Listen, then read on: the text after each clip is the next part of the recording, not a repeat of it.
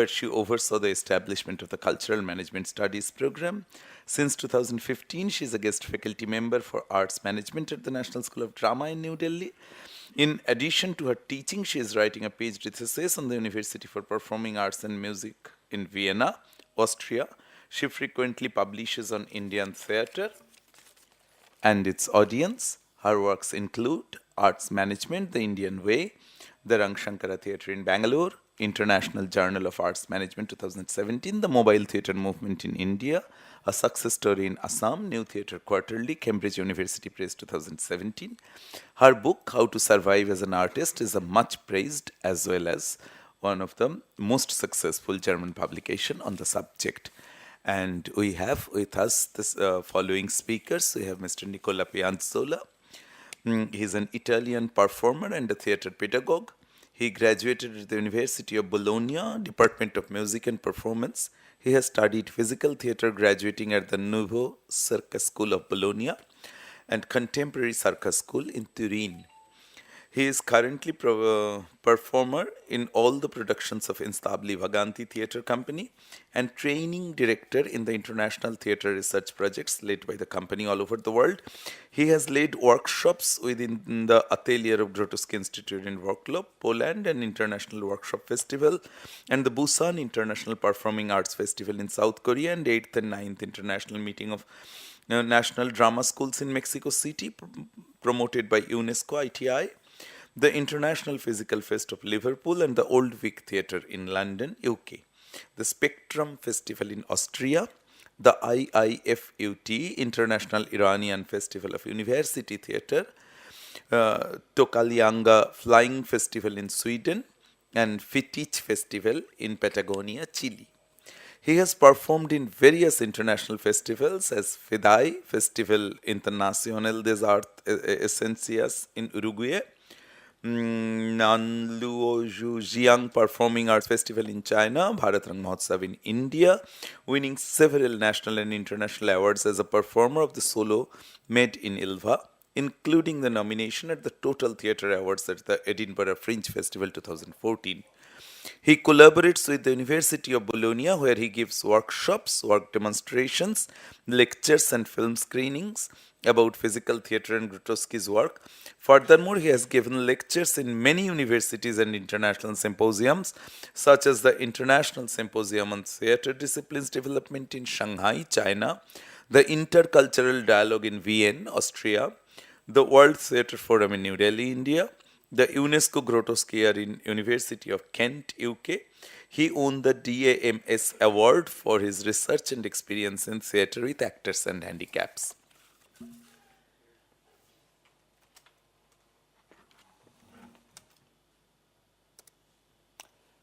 We also have Mr. Anshuman Bhaumik with us, who is a cultural commentator and theatre critic. He is born in Calcutta and spent his childhood in Navdeep, the fountainhead of Gaudiya Vaishnavism and Kirtan tradition. He completed Masters in English from Jadavpur University in 1999 and MPhil from Rabindra Bharat University 2002. Taught English in Alia University, Kolkata, Theatre and Theatre Studies in Presidency University, Kolkata. He is a member and of the Executive Board, Traditional Performing Arts Forum, International Theatre Institute. He has participated as speaker in some major international conferences, some of which are International Literary Conference, Bangla Academy Dhaka, Bangladesh 2018, Traditional Performing Arts Forum, International Theatre Institute, Incheon, China 2017, Asian Theatre Summit Dhaka, Bangladesh 2017, Asian Traditional Theatre Forum, International Theatre Institute, Guangzhou, China 2016, second Dhaka International Theatre Festival, Bangla Center, International Theatre Institute, Dhaka, Bangladesh 2015. He had been the speaker in National Seminar Emerging Trends in Bharat Rang Mahotsav, organized by National School of Drama, Delhi, India 2016. He has remained an expert in Natya Samagam of Sangeet Natak Academy in 2016 and Balwant Gargi Natya Samaraho of Sangeet Natak Academy in Shimla 2017. He is also the resource person for 90-day theatre workshops, Sangeet Natak Academy, Agartala, Tripura. He has many publications to his credit. He has 2 books, Chin Theatre or Chin Theatre and Dahananto Theke Kojagori.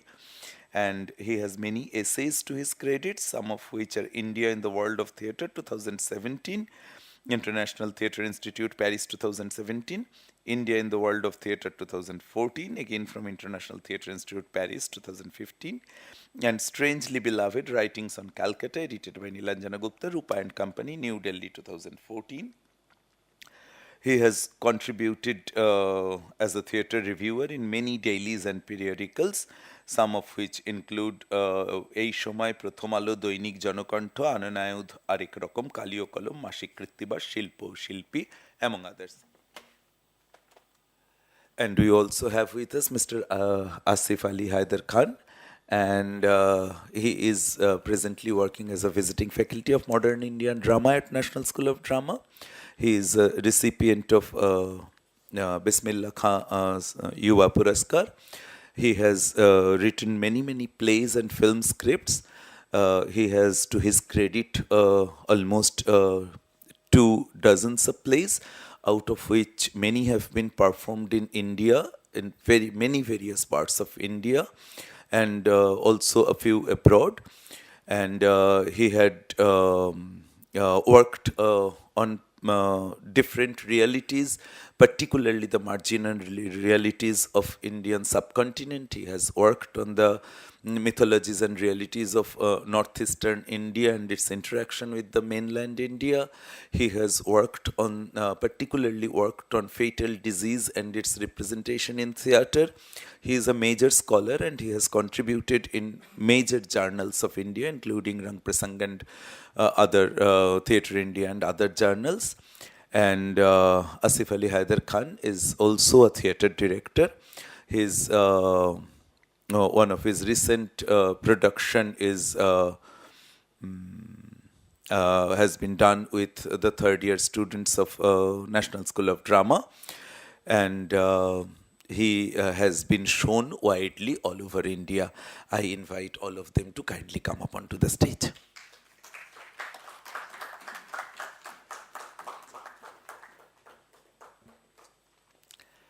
And is Mr. Shafat Khan there? I would kindly request him to come up onto the stage and offer flowers to our guests.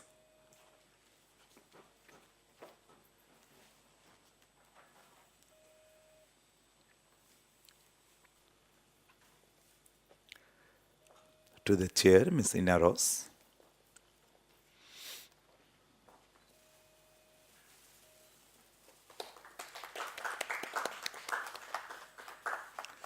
To Mr. Nicola Pianzola.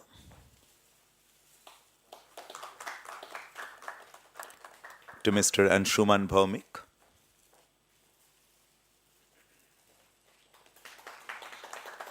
And to Mr. Asif Ali.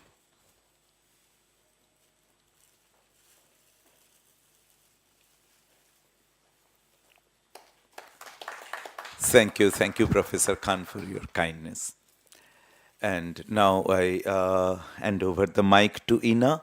And as we have started late and the play downstairs starts at 4:30, so we may remain a little quick and crisp in this session. We have missed the question answer in the earlier session, and I'm sure the audience has questions about the earlier speakers. So at the end of this session, we can put all those questions together. Thank you. Yeah, welcome back to this afternoon session. And for all of you who are new today, welcome to this very interesting talk about what shrinks our theater. And in this session, we have bring it from the writer's point of view. And as Shantanu said, we are a little bit behind schedule, so I would just kind of go into it and ask Nicola Pianzola to take the stage and do the first presentation. And then it is followed with from my dear colleague Asif Ali. And as last but not least, Anshuman Bhaumik will talk about that matter. And then, as Shantanu told you, we would be very happy to take your question and would like to have you participate in our topic. So the stage is, the floor is yours. Nicola, please. Thank you. So, my paper is entitled do stretch your theater into the world. Why? Because I was asking myself, who shrinks my theater? Or better, who or what doesn't allow to my theater to grow up, to become bigger and bigger, to follow what Darwin would call, if only Darwin were a theater man, its natural evolution. So today I will talk from the point of view of an artist, a playwright, an actor, a performer, of Instabili Vaganti Theatre Company, that you already know thanks to the speech of Anna Dora, which I founded in 2004 together with the director Anna Dora Adorno. We are based in Bologna. Bologna is a little town, small, in Italy. Italy is a small country. We are based in a small town in a small country, but it's even smaller because the people, the theater elite, want this theater environment to be smaller and smaller. They love to stay in their inner circle. They love to have their family business. They love to be in their bourgeois living room. My colleagues are more focused in showing they are doing theater than doing theater. Their favorite stage is Facebook. And they go to theater not to be part of the theater collective act, which is one of the only form of social ritual survived nowadays, but just to feed their public relation, to seek for opportunity, like if they are obliged to go. So we couldn't feel part of this theatrical view. And so, since the very beginning, since we founded the company, we decided to seek for the golden paths leading us out of the small bourgeois cat cage. And we decided to go into the world with all our theater, all the possibilities, not only touring performances in different countries, festivals and theater seasons, but to develop our theater in different countries, to lead international research projects, to lead workshops, to introduce students and people to our theater, in a sort of creative itinerance. And we got many suggestions, many suggestions for all the countries we have been, all the peoples we have worked with. I can define myself a sort of actor-author. What does it mean? That the texts I am writing are born by doing, by acting, are texts and words lived by the creative process. So, to write the text, I follow that invisible trace lived by the creative process. My texts are born through the improvisation. With improvisation, I don't mean free improvisation.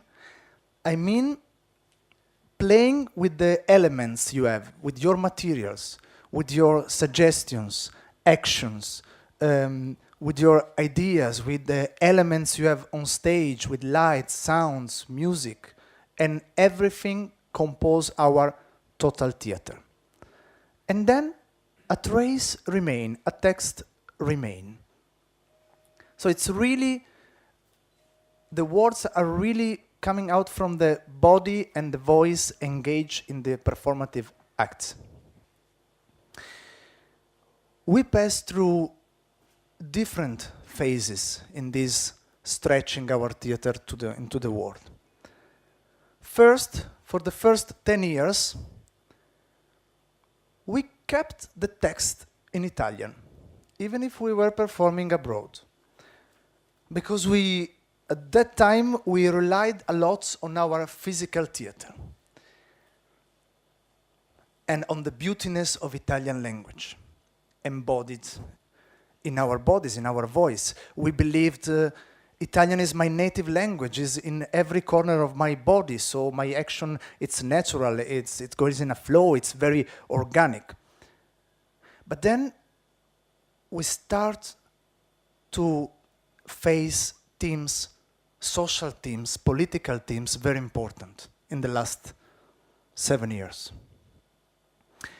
And so we wanted the audience to understand each single word. And in 2004, we decided for the first time to translate the text of Made in Ilva into English. It was in occasion of the Edinburgh Fringe Festival. From that moment, our perception of text and language changes. And we decided to translate the text also in Spanish for our Latin America tour. And then we noticed that in every country of Latin America, they speak a different Spanish.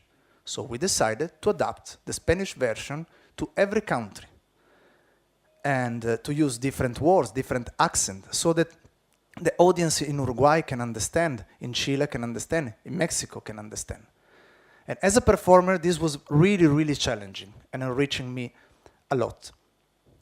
And then this passage opened to our last and recent phase. The texts are already generated in different languages within the creative process. So when we work at a performance, at a project, while I'm acting, while I'm searching, while I'm doing, a text could appear in English rather than in Spanish or Italian, according to my body memory, to my feelings. And so the dramaturgy of our last play, for example, Desaparecidos 43, is in Italian and in Spanish. Why? Because in that play we are talking about 43 students missing in Mexico, disappeared in 2014. And we decided to involve in the project Mexican artists, to let them, to give them voice into this topic, because in their country they couldn't speak about this, they couldn't make art starting from this. So we generate a sort of a platform through our performative structures, and we invite dancers and artists from Mexico to join our process, to join our performance. We presented the performance in 7 people, in 5, in 3, in 4, with different artists.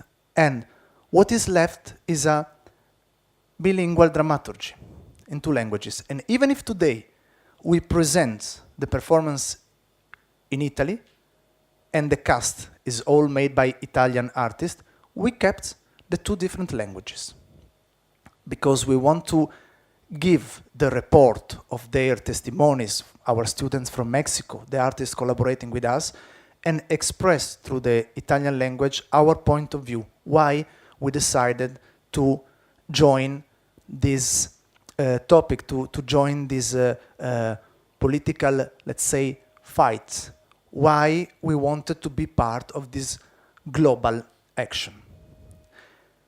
I would talk today about our work in progress, the Global City.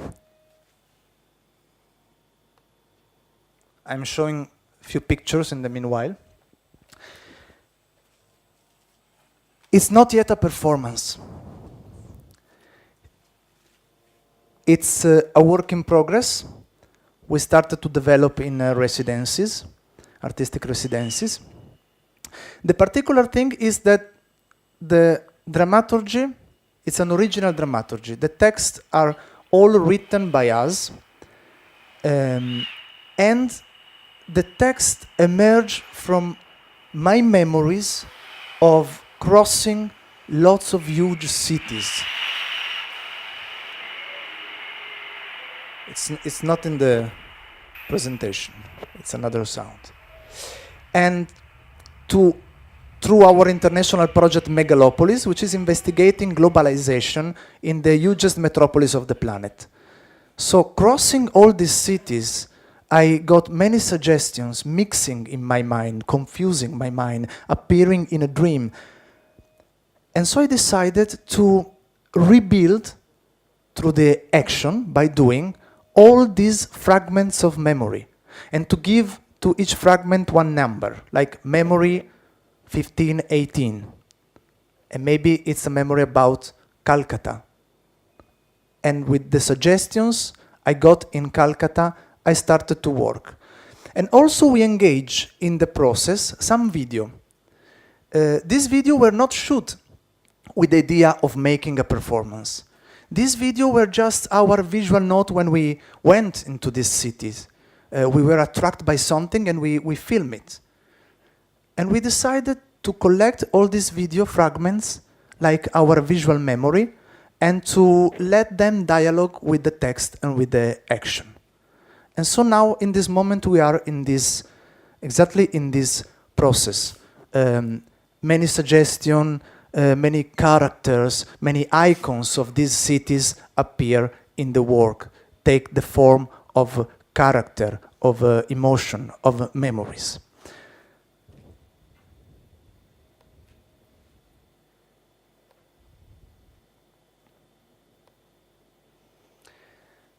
Everything will start because I felt the need to put order in this sort of chaos.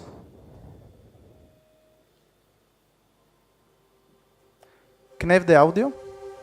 Thanks.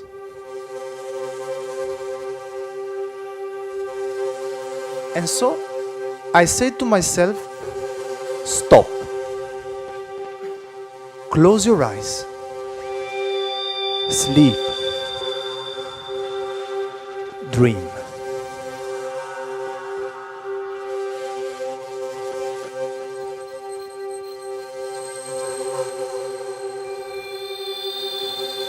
I always dream. I always dream of a city.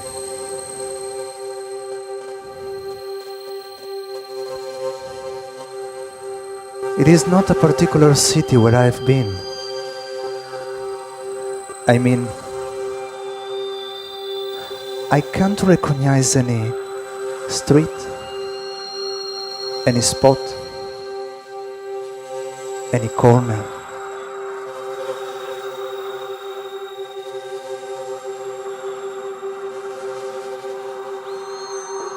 There's a river. No. Maybe it's a lake. Or maybe it's the sea.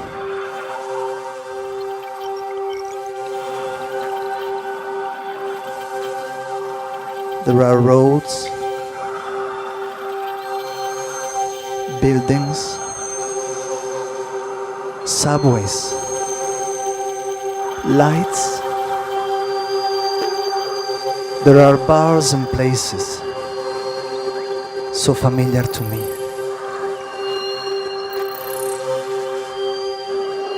Places where I've been,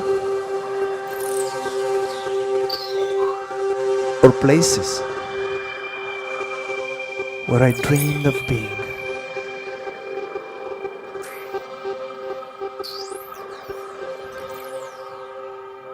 Am I dreaming? Or is my mind crossing the cities where I've been?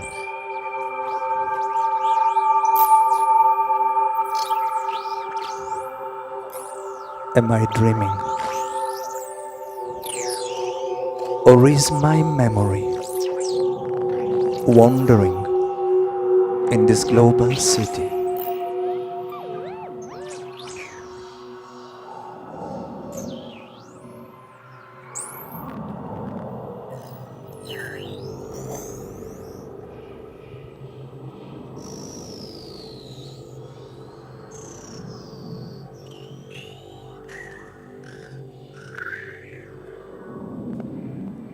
Ricordo numero 2522, Tampico, México.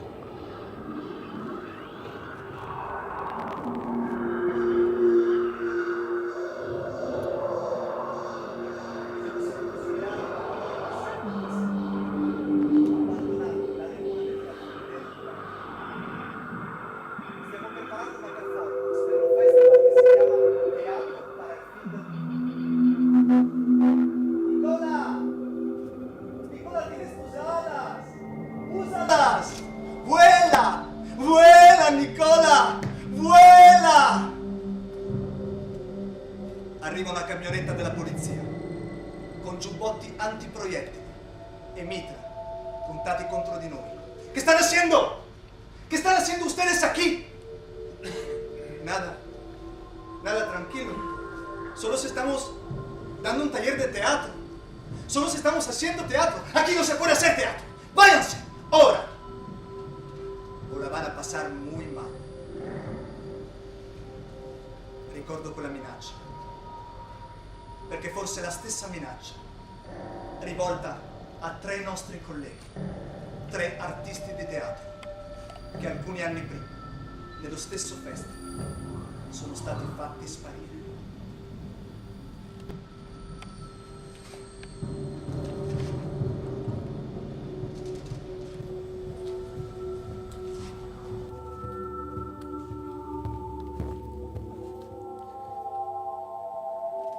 So this is a bit how the different languages are dialoguing together, following the path of the memory. I remember exactly the words of the police people coming and pointing their arms against us. We were doing a theater workshop to build a performance in this abandoned plane that you see. So these are 2 separate things. We decided to shoot this video, just improvising something. Then when we start to work to this performance process, we decided to work artistically at the video and then associate the video at these parts of a text. The memory in Tampico, in the north of Mexico, and the sort of dream I often have to be in a city that it's a sort of mix, a melted city, mixing all the different cities where I've been.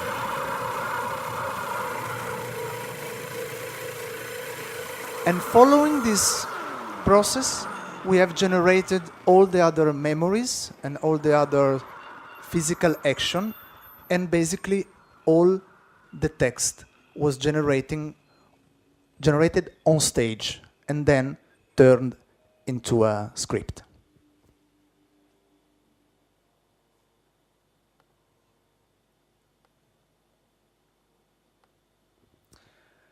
So if I have 2 minutes left, I would like to show you just another short fragments of this process and way of combining languages.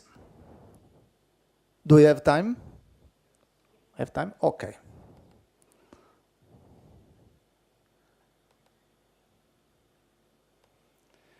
This is a memory I had in a village in South Korea, where they invited me to join a funeral of one old man who passed away in the village, in the rice field village, where I was hosted to develop an artistic project. Ricordo numero 4324, Wonju, Corea del Sud.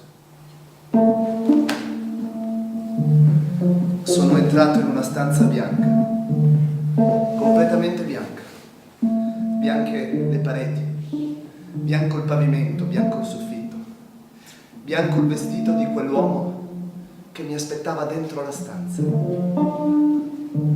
Non sapevo come comportarmi, non sapevo assolutamente che cosa fare. Mi è stato solo detto: tu Whatever that man will ask you to do, don't worry. Just follow him. Join your hands. Thanks. Down on your knees. Place your hands on the floor. Place your forehead on the floor. Look up, down, again up. Hands on your knees. Stand up. Join your hands. Thanks. One more time, please. Down on your knees. Hands on the floor, forehead on the floor. Look up, down, again, up. Hands on your knees. Stand up. Join your hands. Thanks. One more time, please. Down with your knees. Era un funerale. Un funerale tutto bianco. Era morto un anziano del nostro villaggio. Lo avevano seppellito in un tumulo di terra di fronte alla mia baracca. Anche io, come parte di quella piccola comunità rurale, sono stato invitato al suo funerale. Ho ripetuto quei gesti più e più volte, come se fosse un'azione fisica, teatrale, come se fosse un rituale. Join your hands and pray. Pregare. Io non avevo mai pregato in vita mia e stavo pregando a un funerale coreano. Quell'uomo mi ha ringraziato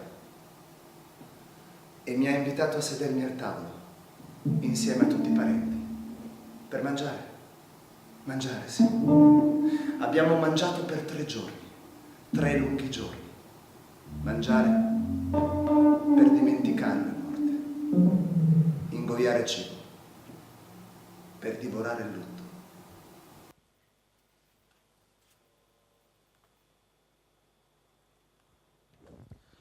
So then, in future, once the process is defined, when the structure is defined, we can decide to translate most of the part in one language, English or Spanish. But it's very important in this moment for us to listen which language, sounds, different also patterns of expression come naturally from our body and from the experiences we have lived in different countries. So I just want to thanks a lot National School of Drama and 8 Theatre Olympics, because we passed almost 1 month in this wonderful adventure, and sometimes, I feel that everybody is shrinking my theater. I enter in a theater, I have to set up in a few hours, the technicians don't understand, the technicians are shrinking my theater. I ask the audience to enter all together to the audience manager is not understanding, and the others just enter when they want. The audience manager is shrinking my theater. And like this, the administrator, the funding system, everything. And then at the end, you do the performance and everybody's happy. The same technicians, the audience manager, like if you are doing a sort of a little miracle every day. But sometimes I think, what an effort to do this. So why we continue? Because there are places in the world which are places where, like a spider, we have thrown our very thin net and attach one string to different places. And NSD for us is one of these places. We feel there is an invisible string, rope, that we attach to the elite to NSD, and like little spiders, sometimes we can go and come back to feed our theater, to feed theater in India. So it's important that this net we are creating, even through an event like Theatre Olympics, will remain strong in future, because with this net, nobody can shrink our theater. Thank you so much.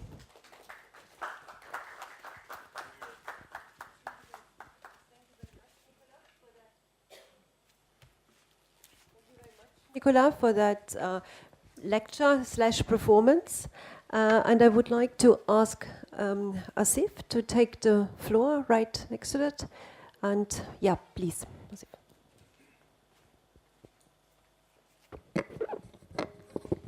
मैं थोड़ा लंबा हूँ तो हर चीज़ थोड़ी adjust करनी पड़ती है.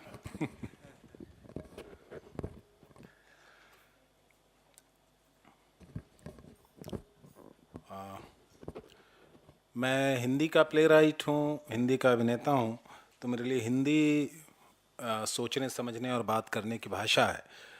तो ये बड़ा अच्छा हुआ कि पहले सत्र में हमारे कुछ दोस्त जो हैं हिंदी में बात कर रहे थे, तो मुझे उससे बड़ी हिम्मत मिली कि मैं भी शायद हिंदी में बात कर पाऊँगा और अपने आप को ज़्यादा बेहतर एक्सप्रेस कर पाऊँगा। आज जिस विषय पे मैं बात करने के लिए खड़ा हुआ हूँ वो विषय है हु श्रिंक्स माई थिएटर। इसमें दो चीज़ें हैं जिस पे मैं बात करना चाहूँगा, एक तो श्रिंक एंड दूसरा माई, मेरा क्या है, मेरा थिएटर कौन सा थिएटर है, और श्रिंक, वो श्रिंक को मैं किस तरीके से देखता हूँ। श्रिंक के साथ जो मेरा एक जो बचपन का रिश्ता है, वो रिश्ता ये है कि जब मैं छोटा था और मैं अपने माँ बाप के साथ बाज़ार जाता था अपने लिए कुछ कपड़े ख़रीदने, तो माँ बाप कपड़े पे ये बहस किया करते थे कि ये कपड़ा श्रिंक करेगा, इसको मत लो।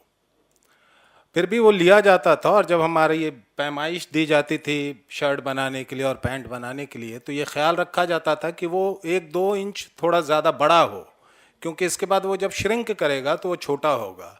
सो इस बात का ध्यान रखा जाता था कि वो थोड़ा बड़ा हो, ताकि धुलने के बाद जब वो श्रिंक करे तो वो फिट आए।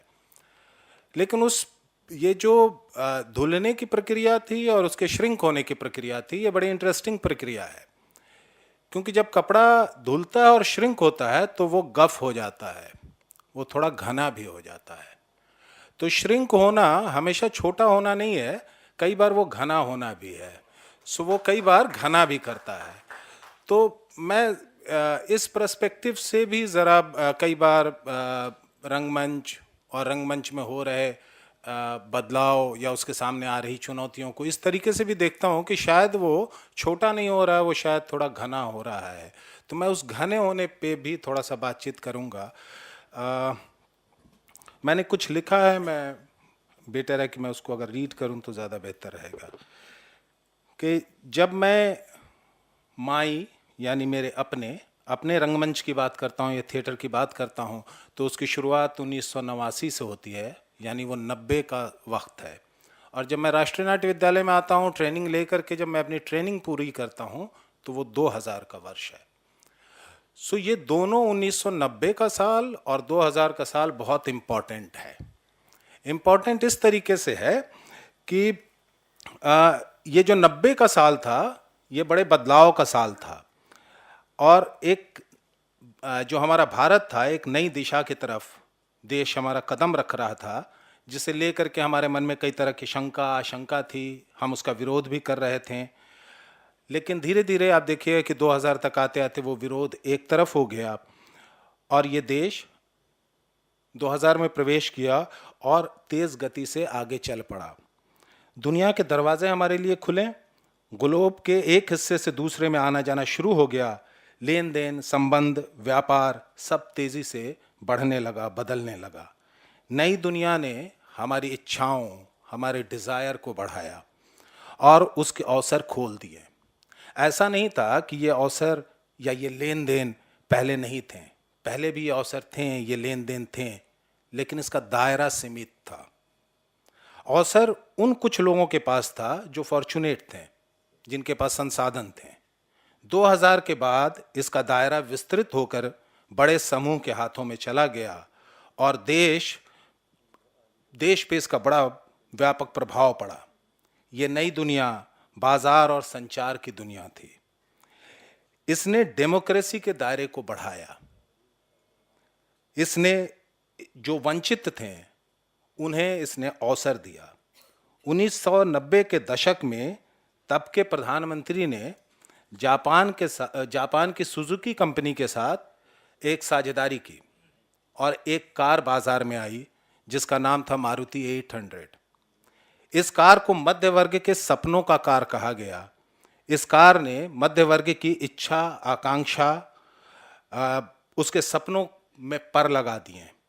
सब कुछ इस तेजी से बदला कि महज 10 वर्षों में भारत के बाजार दुनिया के लिए और दुनिया के बाजार भारत के लिए खुल गए। केंद्र में बाजार आ गया, सत्ता, ताकत की मोनोपोली टूटी, बाजार तेजी से बदलने लगा। ताकत का केंद्र एक से दूसरे और दूसरे से तीसरे में खिसकने लगा। यानी जो पेरीफेरी में था वो केंद्र की तरफ बढ़ने लगा और जो केंद्र की तरफ था वो पेरीफेरी की तरफ शिफ्ट होने लगा। जो उससे बाहर था वो भी दायरे में आ गया। चीज़ों की गति इस कदर बढ़ी कि केंद्र और पेरीफेरी का फर्क मिटने लगा। कभी कभी तो समझ में ही नहीं आता था कि केंद्र में है क्या।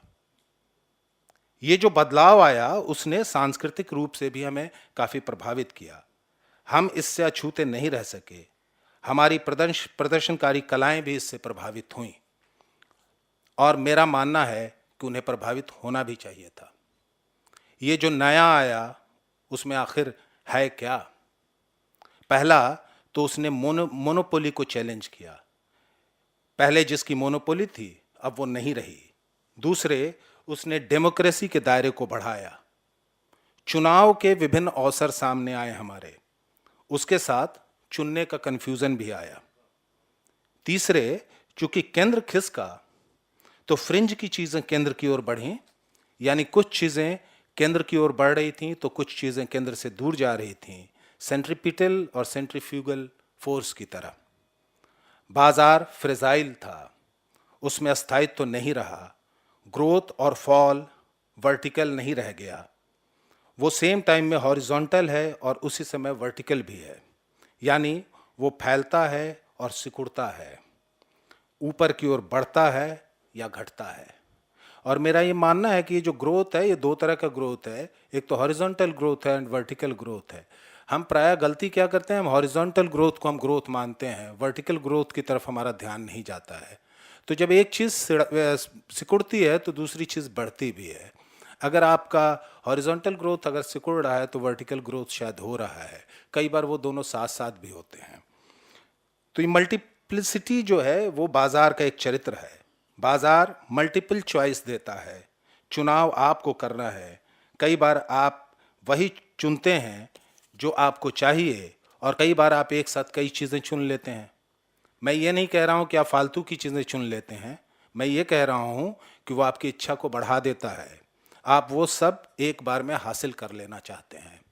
अब ये जो मल्टीप्लिसिटी है, अब जैसे जब मैं बहुत 10वीं 11वीं 12वीं में था तो बाज़ार में कई बार हम जाते थे जूता ख़रीदने के लिए, तो हमारे पास जूते के एक दो ही ऑप्शन थे। इधर आप बाटा में चले जाओ या आप लखानी में चले जाओ। सो आप दो दुकानों में जाते थे और अपने लिए एक जूता ख़रीद के आ जाते थे। आज जब मैं बाज़ार में जाता हूँ तो मेरे पास कई तरह के ब्रांड हैं, तो मैं कई सारे ब्रांड्स, कई सारे शॉप्स में जाता हूँ, वहाँ अपने लिए अपनी पसंद का जूता चुनता हूँ। कई बार वो मिल जाता है, कई बार वो कंफ्यूज करता है, खाली हाथ लौटना पड़ता है, या कई बार लेने गया था एक और लेकर लौटता हूँ 3। सो ये बाज़ार का चरित्र है और ये आप देखिएगा कि 2000 के बाद यही है बाज़ार का चरित्र। और चीज़ें इसी तरीके से आप देखें कि ये जो मैं कह रहा हूँ कि केंद्र खिसकता है, ये केंद्र कैसे खिसक रहा है।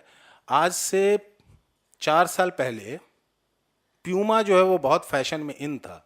अगर आपके पैर में प्यूमा नहीं है और आपके कंधे पे प्यूमा का बैग नहीं है तो आप इन नहीं है, आप फैशन में इन नहीं है। लेकिन अगर आज आपसे कहा जाए कि आप प्यूमा का बैग लटकाएंगे तो आप बिल्कुल नहीं चाहते हैं, क्योंकि प्यूमा अब मार्केट में इन नहीं है। वो जो प्यूमा की मोनोपोली थी अब उसको शायद एडिडास ने कैप्चर कर लिया है या कोई दूसरा ब्रांड आ गया है प्यूमा की जगह। तो प्यूमा खिसक गया है, प्यूमा ख़त्म नहीं हुआ है। प्यूमा बाज़ार में है लेकिन वो केंद्र से कहीं पेरीफेरी की तरफ चला गया है और पेरीफेरी में जो एडिडास था वो केंद्र की तरफ बढ़ गया है। अगर आप देखिए तो नाटकों में इसी तरीके से जो पेरीफेरी के विषय हैं वो हमारी नाटक का हिस्सा बन रहे हैं। जैसे अचानक आप देखें कि 90 के बाद दलित विमर्श बहुत तेज हुआ इस देश में, स्त्रियों की बातें बहुत तेज हुई इस देश में। इसीलिए तेज हुई कि वो फ्रिंज पे थी। और जब ये बाजार की आज़ादी आई, ये जो डेमोक्रेसी का दायरा खुला, ये जो मल्टीप्लिसिटी आई, ये जो चॉइसेस आए, इसमें आप देखिए कि पेरीफेरी की चीज़ें जो हैं केंद्र की तरफ बढ़ने लगें। तो मैं उस तरीके से भी बाजार के असर को देख पा रहा हूँ अपने नाटक पे, अपने जिसको कहा जाए कला रूप पे, कि वो किस तरीके से उसके विषय को भी प्रभावित करती हैं।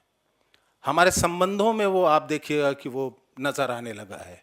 आज की डेट में मैं डेट करता हूं, मैं 5 लोगों के साथ डेट करता हूं, फिर अपने लिए परफेक्ट पार्टनर चुनता हूं, और आई डोंट नो वो भी परफेक्ट होगा या कुछ समय बाद रियलाइज होगा कि ये ठीक नहीं है। ये बिल्कुल वैसे ही है जैसे आप बाजार में जाते हैं, जैसे मैंने आपको कहा कि जूता हम खरीदते हैं, ये बहुत ख़राब एग्जाम्पल है, उसके साथ इसकी तुलना नहीं हो सकती है, बट जस्ट समझाने के लिए मैं कह रहा हूँ कि ये वैसा ही है कि हम अपने दोस्त का, अपने पार्टनर का भी वैसे ही चुनाव करते हैं जैसे हम अपने लिए कोई ऑब्जेक्ट का चुनाव करते हैं बाजार में। तो बाजार ने संबंधों को इतना असर डाला है। दीज आर द चैलेंजेस, ये हमारे पास ये बड़े चैलेंज हैं। इसने दायरे को बड़ा भी किया है, डेमोक्रेसी अपने आप में एक बड़ी अच्छी चीज़ है, उसके दायरे को बड़ा किया है, लेकिन बहुत तरह के नए चैलेंज हमारे सामने खड़ा किए हैं। संचार माध्यमों ने दुनिया को करीब ला दिया, दुनिया अनजानी अनदेखी नहीं रह गई। न्यूयॉर्क और वाशिंगटन डीसी ऐसे लगने लगे मानो दिल्ली और मुंबई हों। चीन अफगानिस्तान तो अपने ही लगते हैं। डुअल और मल्टीपल सिटीजनशिप की आज बात चल रही है। वीज़ा नियम आसान किए जा रहे हैं। ये जो नई दुनिया है, ये जो बाजार है, उसका नेचर अर्बन है। कस्बाई और ग्रामीण भारत, उसका सच इस सबसे थोड़ा अलग है। इसलिए यहाँ जो बात मैं कर रहा हूँ वो अर्बन भारत की, और विशेष रूप से हिंदी भाषी अर्बन भारत की मैं बात कर रहा हूँ। मैं हिंदी में लिखता पढ़ता सोचता हूँ, तो मेरे लिए उचित भी यही है कि मैं उसी दायरे में बात करूँ। अपने ऊपर की कही बातों को मैं अगर अपने रंगमंच या हिंदी रंगमंच से जोड़कर जब देखने का प्रयास करता हूँ, तो मैं देख पाता हूँ कि पिछले लगभग 2 दशकों में इसके स्वभाव में ज़बरदस्त बदलाव आया है। नाटक, रंगमंच और प्रदर्शन की जो केंद्रीय सत्ता थी, जैसे मैं बाजार की बात कर रहा था कि उसकी केंद्रीय सत्ता खिसकी, उसी तरीके से जो नाटक और रंगमंच की केंद्रीय सत्ता थी वो हिलने लगी। उसमें कथानक बदले, उसमें रूपगत बदलाव आए। नाटक की सत्ता के 2 महत्वपूर्ण केंद्र रहे, नाटककार और निर्देशक। उन दोनों की सत्ता को एक तरह से चुनौती मिली है। हालांकि नाटककार की सत्ता तो पहले से ही थोड़ी हिली हुई थी, निर्देशक ही हमारे यहाँ सब कुछ था, सारी ताकत उसके ही हाथ में थी, फिर भी नाटककार बना हुआ था। उस सत्ता को इस नए ने, यानी जितनी बात मैं बाजार का कर रहा था, उसने, और उसका असर हम देख रहे हैं कि रंगमंच में भी वो सत्ता हमारी हिलने लगती है। यहाँ आप देखिएगा कि अचानक हम देखते हैं कि नाटक का स्वरूप बदलता है और खेले जाने का तरीका बदलता है। नाटक एक बार फिर से कोलैबोरेटिव नेचर का होने लगता है, और हम कहते हैं कि ये कोलैबोरेशन है, हम सब मिल करके नाटक बनाएंगे। आइडिया इंपॉर्टेंट हो जाता है रिटन टेक्स्ट से। सो आइडिया इंपॉर्टेंट है, लिखा हुआ नाटक हमारे लिए उतना इंपॉर्टेंट नहीं है। ओनरशिप मल्टीपल हो जाता है कि नाटक को ओन कौन करेगा। आज भी आप देखिए तो नाटक को ओन करने वाला निर्देशक है, इससे पहले लेखक थे। हम कहते हैं कि आगा हश्र कश्मीरी की यहूदी की लड़की, तो आगा हश्र जब पारसी थिएटर था तो उसमें ओन कौन कर रहा था? उसको आइदर कंपनी के मालिक ओन कर रहे थे जो उसके ओनर थे, या फिर वो राइटर के नाम पे ओन किया जा रहा था, नाटक जाना जा रहा था राइटर के नाम पे। उसमें ऑफ कोर्स अभिनेता की भी ओनरशिप थोड़ी थी, जब वो अभिनेता स्टार के स्तर का हो जाता था, जब वो अमिताभ बच्चन हो जाता था या शाहरुख खान हो जाता था तो उसकी भी ओनरशिप बन जाती थी, लेकिन वो बाद में बनती थी जब वो उतना बड़ा हो जाता था। लेकिन आप देखिएगा कि इनिशियल ओनरशिप जो है वो मालिकों के हाथ में है और निर्देशक के हाथ में है। आज़ादी के आसपास आप देखेंगे कि ये जो मैनेजर का आइडिया था वो डायरेक्टर के आइडिया में बदल जाता है, निर्देशक आ जाता है, और ये जो ओनर था, ये जो कंपनी का मालिक था, जिसके पास पैसा था, जो नाटकों को प्रोड्यूस करता था, उसके हाथ से वो ताकत निर्देशक अपने हाथ में ले लेता है।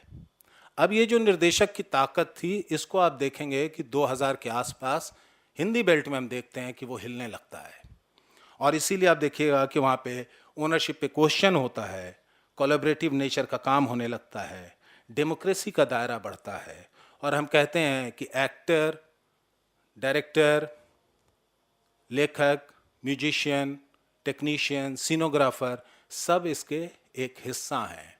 सो राइटर की भी जिम्मेदारी उसमें एक पार्टिसिपेंट की होती है। इसका मतलब ये है कि जो नाटककार की भूमिका है वो बहुत तेज़ी से बदलती है। अब तक हम देख रहे हैं कि नाटककार जो है वो अपने बंद कमरे में, अंधेरे कमरे में कुछ आइडिएट करता है, वो लिखता है, और निर्देशक उसको खेलता है।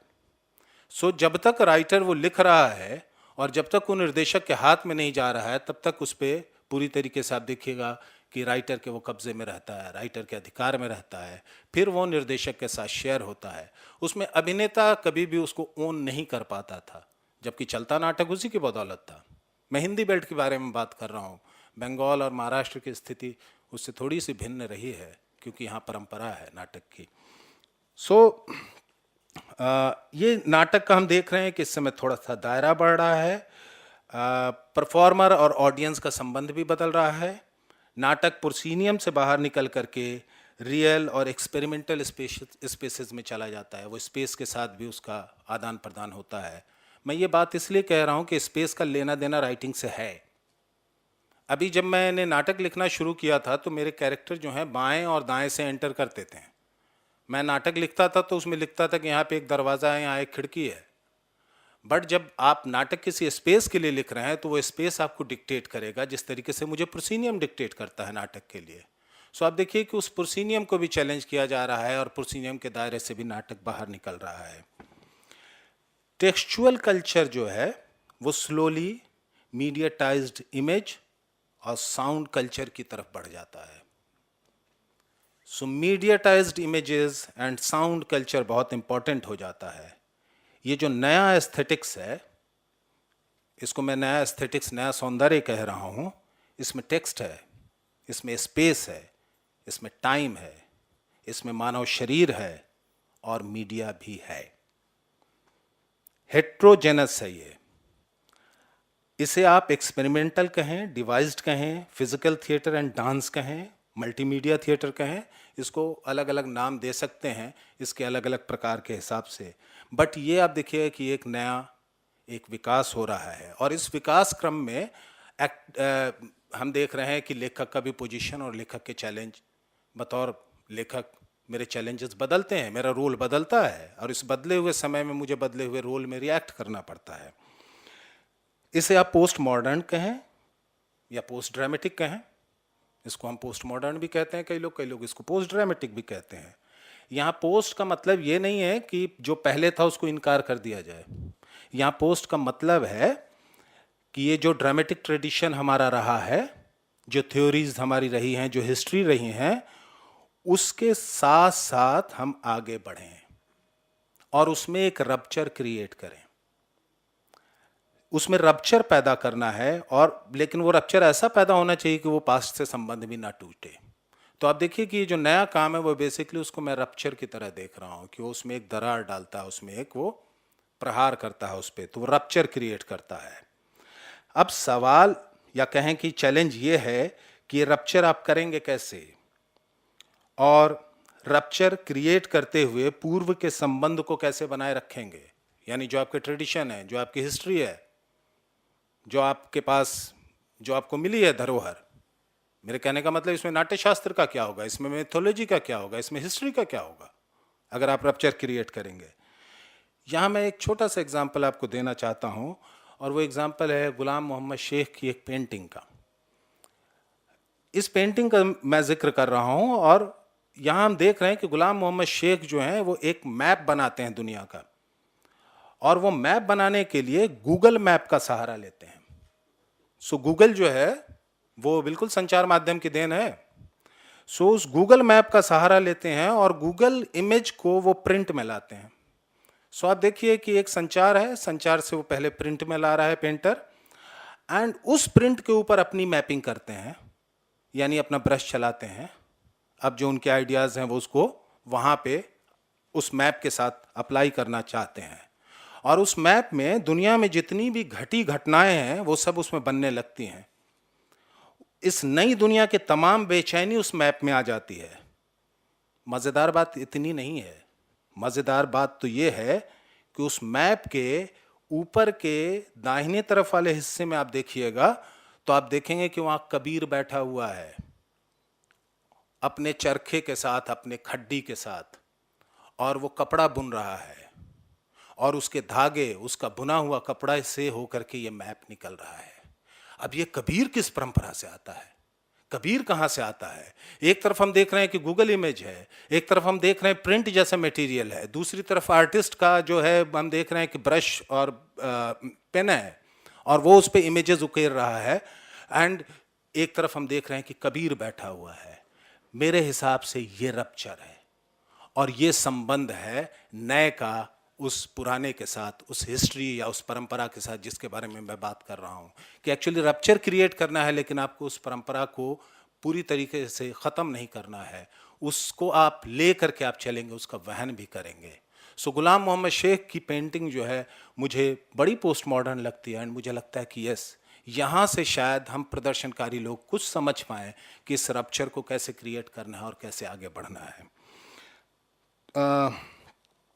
शेख ग्लोबल वर्ल्ड की सिमटती दुनिया को गूगल मैप के इस्तेमाल कर रप्चर क्रिएट कर रहे हैं, लेकिन इस इतिहास और परंपरा को नहीं छोड़ रहे हैं, बल्कि उसके माध्यम से एक नया कथानक लिख रहे हैं। कहने का अर्थ ये कि जो नया है वो पुराने का इनकार नहीं है। एरिस्टोटल से शेक्सपियर, इब्सन, ब्रेख्त, आर्थो, हेना मुलर और रॉबर्ट बिल्सन के संबंध को हम बहुत आसानी से देख सकते हैं। सब अपने में नए थे और सबका पुराने से संबंध रहा है। सब ने नई भाषा और नए टेक्स्ट लिखे। आज के थिएटर में टेक्स्ट सीनोग्राफी का एक एलिमेंट है। आज के थिएटर का फोकस है acknowledged anxiety, pressure, pleasure, paradox को एक्सप्लोर करना। स्पेक्टेटर परफॉर्मर की स्थिति बदली है। स्पेक्टेटर भी परफॉर्मेंस का कई बार हिस्सा बन जाता है, एक्टिव पार्टिसिपेंट हो जाता है, या ये कहें कि एक्टिव को राइटर हो जाता है। कई बार स्पेक्टेटर भी मिल करके कथानक को लिखता है, परफॉर्मेंस टेक्स्ट बनाता है। जब हम अपने बीच की दीवार को हटाकर एक दूसरे के नज़दीक आते हैं, यानी ग्लोबल वर्ल्ड में तो यही हुआ कि ये दीवारें और सरहद हटी और हम एक दूसरे के नज़दीक आए। जब हम एक दूसरे के साथ पास नज़दीक आते हैं तब एक और समस्या आती है, और वो है अपने पहचान की। क्योंकि जब हम आपस में मिल जाते हैं तो मेरा क्या होगा, मेरी पहचान कैसे रहेगी। मैं आसिफ के रूप में भी जाना चाहता हूँ। मैं ग्लोबल सिटीज़न भी हूँ, लेकिन मैं भारतीय भी हूँ। तो एक पहचान का, एक निजत्व का, सेल्फ का एक क्वेश्चन आएगा, चाहे वो राष्ट्र की पहचान हो, धर्म की पहचान हो, जात की पहचान हो। ये जो नज़दीकियाँ हैं, ये जो ग्लोब का आपस में मिलना है, ये एक तरफ जहाँ डेमोक्रेसी जैसी चीज़ को लेकर के आता है, लेकिन सेम टाइम एक ख़ास तरह की कट्टरता भी लेकर आ सकता है। इसका ख़तरा है। हम देख रहे हैं अमेरिका में ट्रंप का उदय। ट्रंप ये कहता है कि जो अमेरिका के विषय में नहीं सोचता है वो हमारा नहीं है। ये कौन सा राष्ट्रवाद है? एक तरफ हम ग्लोबल होने की बात कर रहे हैं, दूसरी तरफ आप देखिए कि राष्ट्रीय अस्मिता का सवाल है, अमेरिका के अपने निजत्व का सवाल है। तो आप देखिएगा कि ये खास तरह की एक कट्टरता को भी लेकर के आ सकता है।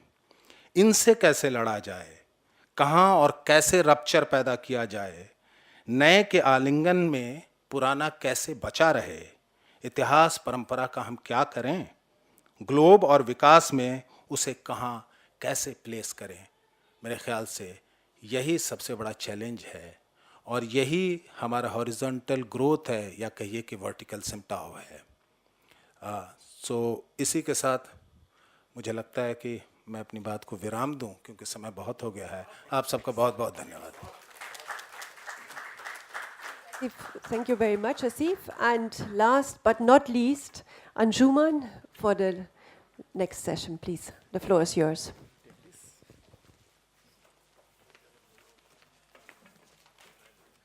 I think I need your help to set this up.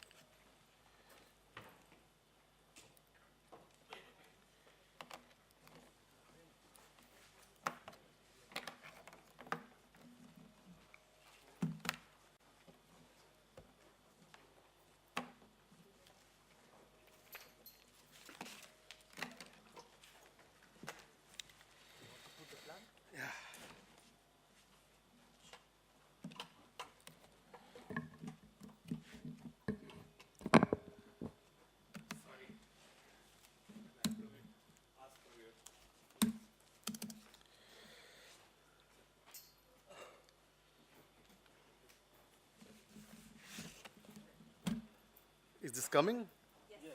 Okay.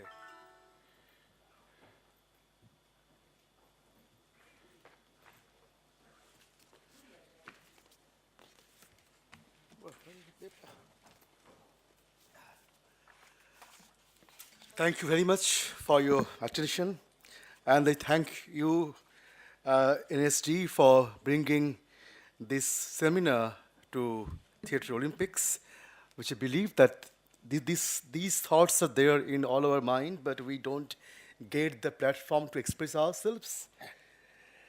As we gather here on the World Theatre Day, I'm constantly reminded of the unique position of this venue in relation to our discussion.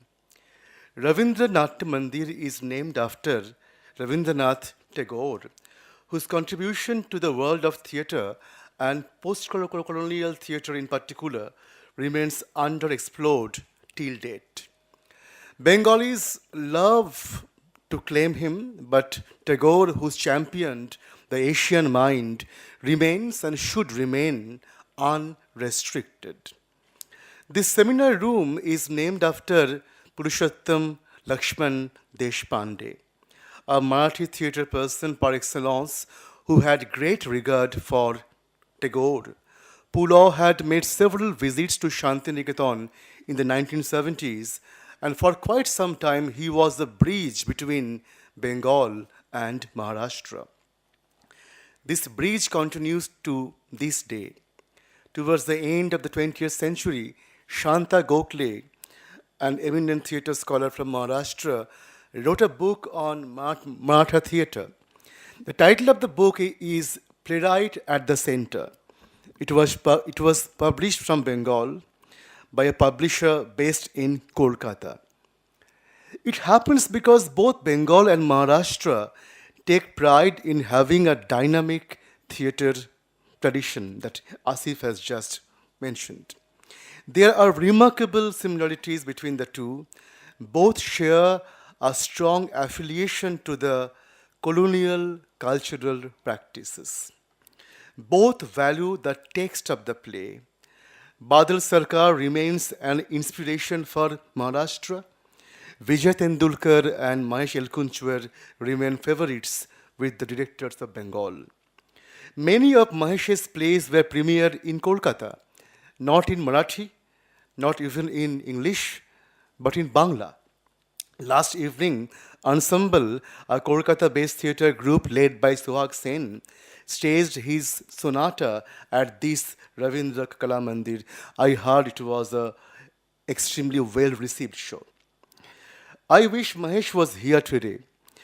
After the passing away of Satyadev Dubey in 2011, he wrote a very special memorial tribute to Dubey. The playwright's relationship with the theatre directors in Maharashtra of the 1970s is etched in these lines, and I quote very short. The first lesson of editing an overwritten text came to me from Dubey.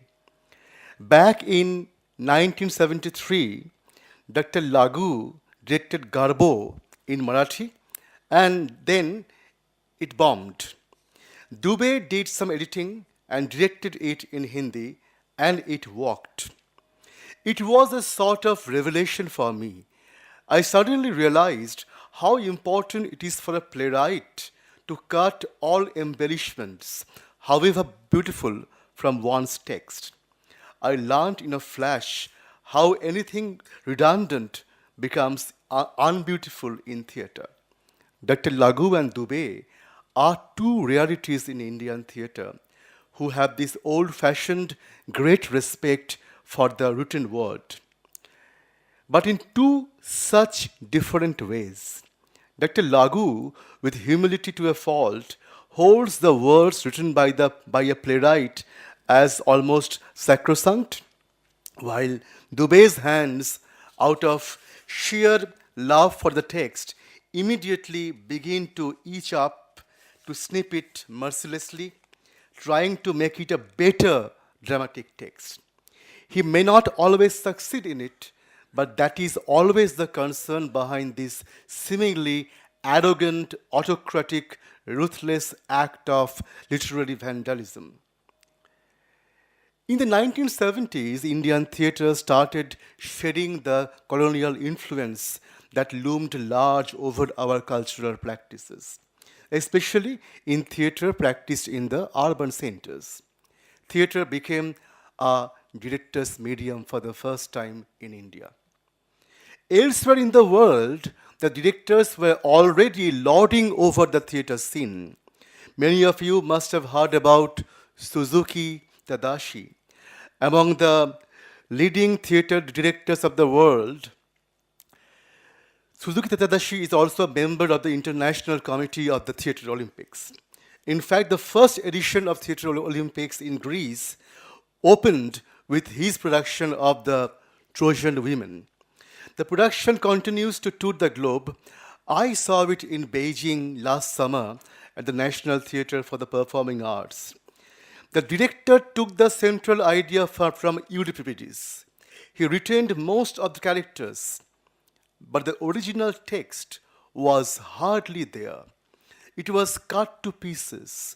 Words were almost done away with.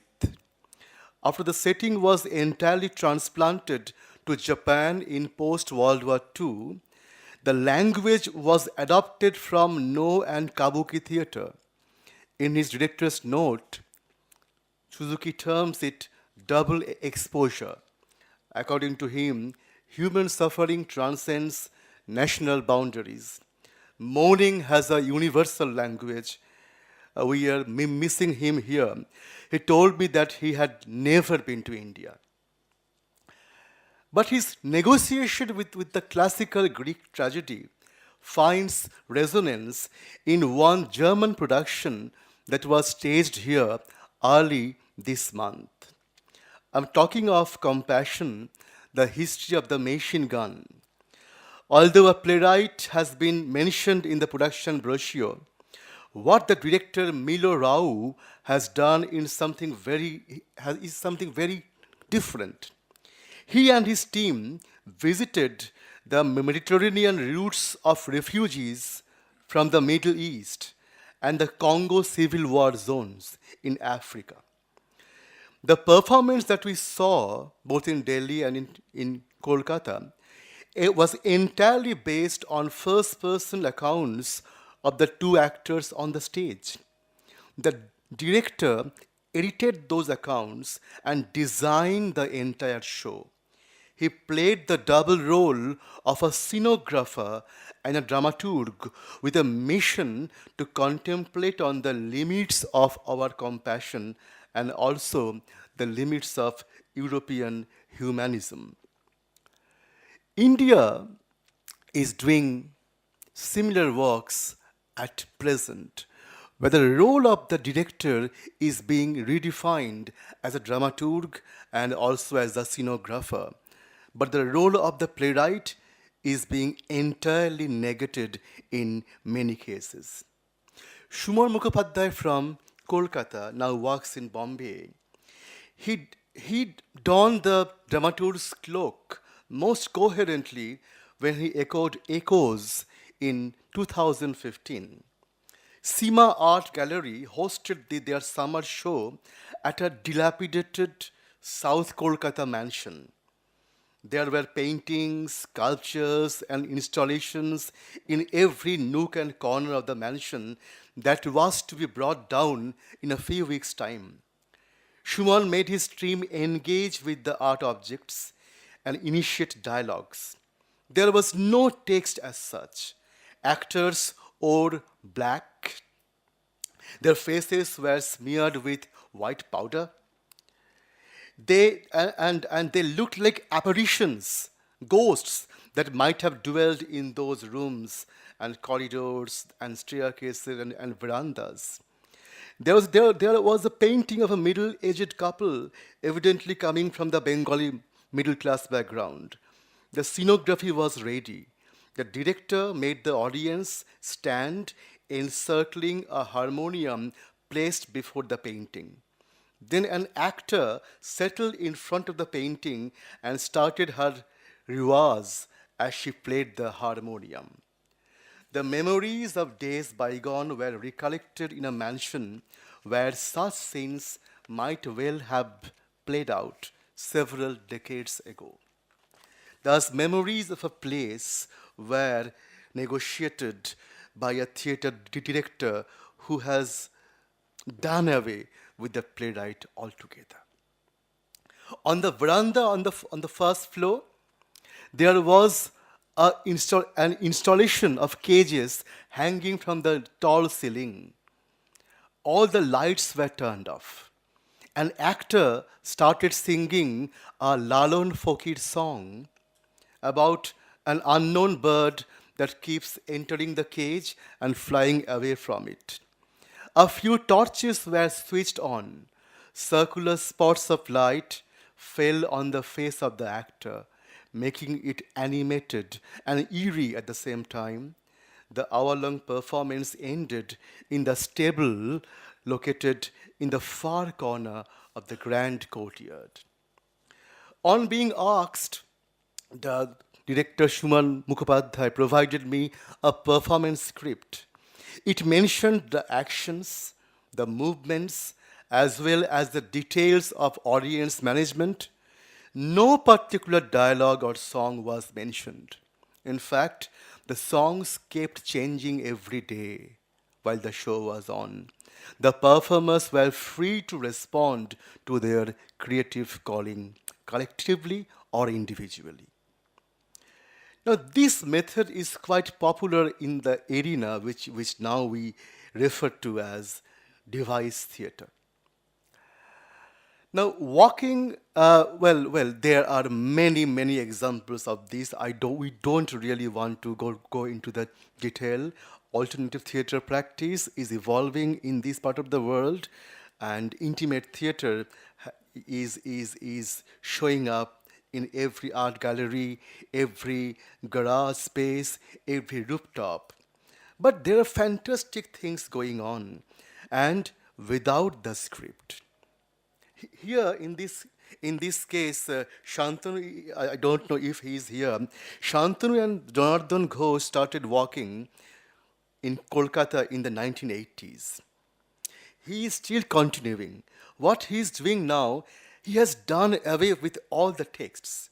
He's responding to the calling of the earth, calling of the body, calling of the kundalini, calling of the entrails within our body, calling of the ancient Indian texts, the mystic ones, and trying to get response from the actor as they enact those moves, those hymns, those songs, those ideas engulfed in those ancient texts. The actors are free to perform. There is hardly any limit, and the director is merely playing the role of the scenographer and the dramaturg. He is making sure that the audience sits in a particular arrangement. He is making sure that the actors know what they are going to perform, what are the nuances of the acts that they are going to enact. But his work stops there. He does not really direct. And in the entire process, the playwright's role is completely negated. In the recent years, we have seen various varieties of what Asif told as post-dramatic theatre or post-modern theatre. Ritual theatre is one big variety. We really don't have the time to go into the details, but if you go through any work of Neelam Mansingh Chaudhary or read her writings on theatre being staged and performed, you'll find in most of the cases, and in the later part of her career for certain, the actors themselves devise and write the theatre script. Object theatre. I saw Chaiti Ghosh performing this very moving tale about the carrier pigeons who carried the messages of war during the Second World War. She did a show called A Bird's Eye View. The objects are placed on the table. The lady herself is making sure how the objects will be enacted. Her face is not showing, only her fingers and the hands are moving and making the objects animated. Her role is basically of a scenographer to dictate how we should see a particular scene. But she is not really playing the actor's role. She is not even playing the script writer's role. There is no script as such, because when the audience pattern changes from intimate to a big school gathering, her performance too changes. So script is getting non-existent in these theatre activities which now we showcase as post-dramatic theatre. And when we talk of decolonizing the colonial mind, when we think of Indianness in Indian theatre, we think of Natya Shastra. We think of Nataka, we think of Prahasana. We sometimes forget that there are at least 10 varieties of play text mentioned in the Natya Shastra. And there are several varieties which are entirely improvised performances. One among them is Vanaka, where the Sutradhar devises the performance, be it in Sanskrit or in Pali or any other Indian language which he may choose for the particular performance. But it is entirely devised performance.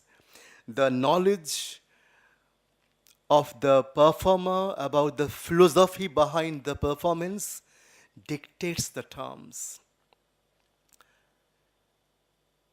And the nature of the audience sometimes control how the Sutradhar will initiate the dialogue, how he will elaborate the dramatic process. Again, the role of the playwright is gone. So when we are decolonizing our mind, we are also reorienting our association with the printed text. In fact, we didn't have any printed text before the Englishmen came to India. Our theatre was naturally improvised theatre. Our theatre was entirely banking upon the oral tradition. And Bangladesh, our brother country, they have taken humongous leap towards this direction because they have Jatra, they have Palagan, what we now term as indigenous theatre traditions. And since Bangladesh was not really exposed to the colonial theatre tradition of the proscenium arch, and Bangladesh had the advantage of getting nationalism connected to language, their new theatre is essentially embedded in finding a unique cultural identity in the whole Asian subcontinent. And this theatre is essentially ritualistic, essentially rural, but now being reinvented as theatre of Bangladesh. We are still tinkering about the Indianness of Indian theatre, but look what nationalism can do, and Bangladesh can proudly claim that they have their own theatre. I believe we still don't have the vocabulary or the pedagogy ready to understand and appreciate and explore the Indianness of our Indian theatre. We have started the work. Adibimb is a huge leap towards that direction, but we don't really have the vocabulary, we don't really have the expertise, we don't really have the pedagogy to appreciate and teach and explore what lies beneath a performance. Theatre of dissent has done away with the words entirely.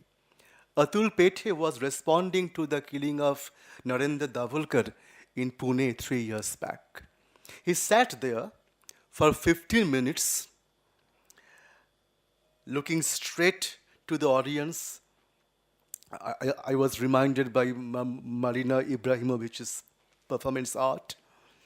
And gradually, blood came out of his mouth and it colored his white kurta. No word, no background score. The production was called Blood.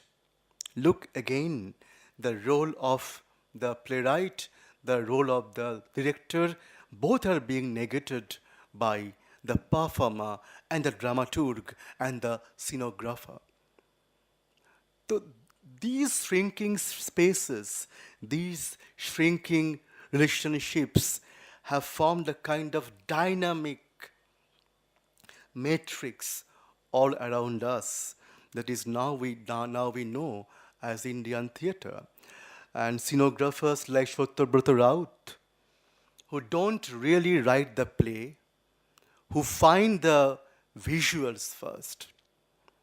In his latest work, Tumhara Vincent, he had a play in hand, a prize-winning text that he himself wrote. But when he began the production process, he just threw the text away. The visuals came first. He was more interested in creating the scenography. And the play text came in the last stage. And some others like Avinash Pillai, Debesh Chattopadhyay of Kolkata, and most importantly, Deepan Shivraman, they have changed our perception of theatre as a visual experience.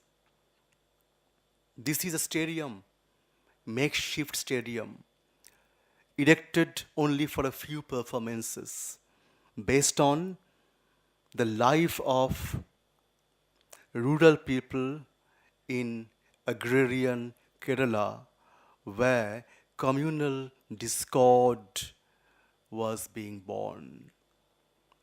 Kasak, the legend, has changed the way we looked at a spectacle. Spectacular theatre was something else, as we knew from our Broadway and other experiences. But look what Deepan is doing. He is doing it for a particular purpose. Last year, he did a nationalism project in Delhi with mainly his students at the Ambedkar University. The audience sat and stood on the balconies in a very old warehouse. And there were actors who had bricks and buckets and cements and what else. They were writing the word nationalism on the floor of the space. And as they wrote, this inflated balloon was getting all the more inflated.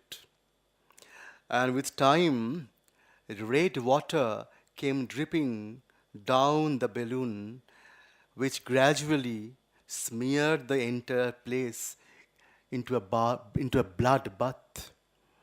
And towards the end, a girl with her throat slit and stitched open, she read out about nationalism. She read out the preamble to the Indian Constitution. There was no text, no performing text as such. It's a devised performance. It is what we may call now post-dramatic performance. I don't have much time left, but I should mention in the passing that is Mumbai thinking about theatre? Last evening I landed in Mumbai and I checked in hotel ITC Grand Central. Once I checked in, I requested for the day's newspaper. Why? Simply because I wanted to know how the city of Mumbai was responding to the biggest theatre event ever in India. The young volunteer who received me at the airport was upbeat about the audience count in both the venues. I was happy to learn that Sonata, the bridge between my land, Bengal, and Maharashtra, was being played before an appreciative crowd. I thought that a popular daily would provide some more details about what I had missed and what is there in store for me. In no time, the hotel staff handed me a copy of the Mumbai edition of the Times of India. 30 pages plus a